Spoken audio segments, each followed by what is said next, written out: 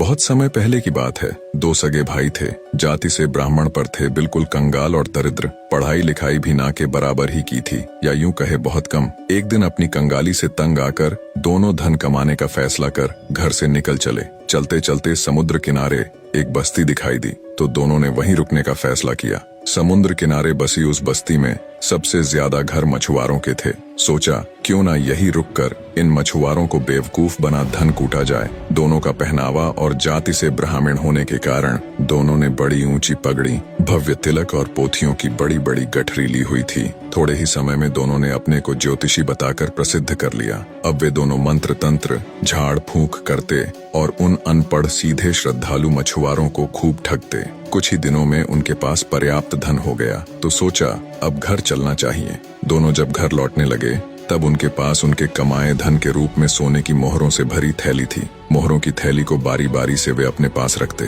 परंतु जिसके पास थैली रहती उसी के मन में विचार आता, मैं यदि अपने भाई को मार डालूं तो पूरा धन मेरा हो जाए। दोनों सगे भाई थे, दोनों में गाढ़ा प्रेम था, इसलिए दोनों में से किसी ने भी अपने पापपूर्ण विचार को कार्य रूप नहीं दिया। घर के समीप पहुंचकर जिसके पास थैली नहीं थी उसने दूसरे से कहा, भाई क्षमा करना, जब जब यह थैली मेरे पास आई तब तब मेरे मन में तुम्हें मार देने की इच्छा हुई, इसलिए यह धन तुम ही रखो। दूसरे भाई ने कहा, मेरी भी यही दशा है, थैली मेरे पास है, इसलिए इस समय भी मेरे मन में यही विचार उठ रहे थे। हम दोनों ही भ्रातृत्व का नाश करने वाले इस धन का त्याग कर दें, यही उत्तम होगा। घर के समीप ही एक गड्ढा था जिसमें घर का कूड़ा कचरा डाला जाता था। दोनों ने वह थैली उसमें फेंक दी। यह भी चिंता नहीं की कि उसे ढक दिया जाए। दोनों उसे फेंक कर घर चले गए। थोड़ी देर में जब उनकी बहन फल तथा शाक के छिलके उस गड्ढे में डालने आई तो देखा गड्ढे में सोने की मोहरों से भरी हुई थैली लुढ़की पड़ी है। कुछ मोहरें थैली के बाहर भी बिखरी हुई थीं। तुरंत उस नारी ने उस धन को उठाकर वस्त्रों में छिपाना आरंभ किया,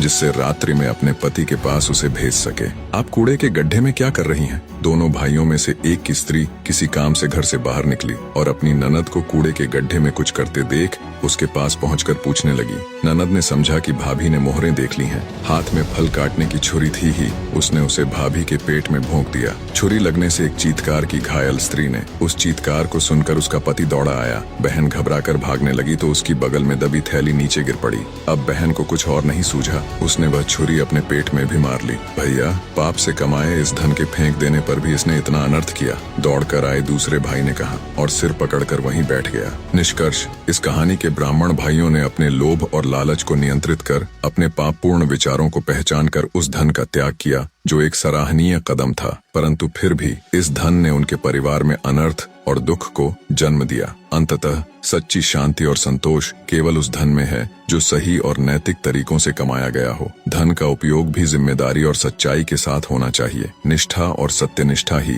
हमें स्थायी शांति और सुख प्रदान कर सकती है। किसी भी प्रकार के पापपूर्ण विचारों और कर्मों से हमें सदा बचना चाहिए, क्योंकि वे अंततः विनाश और दुख ही लाते हैं।